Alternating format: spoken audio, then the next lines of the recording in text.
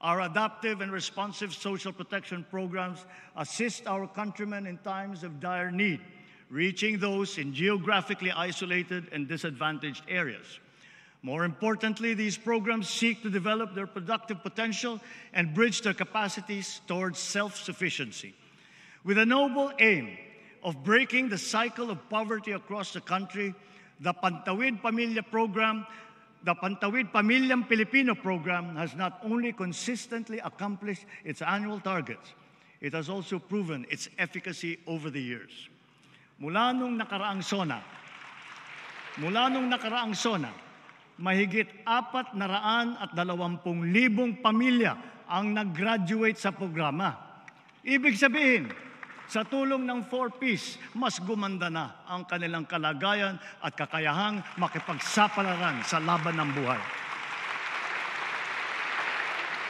Sa katunayan, mahigit 4,000 graduate ng 4Ps ay nasa hanay na ngayon ng mga lisensyadong guro.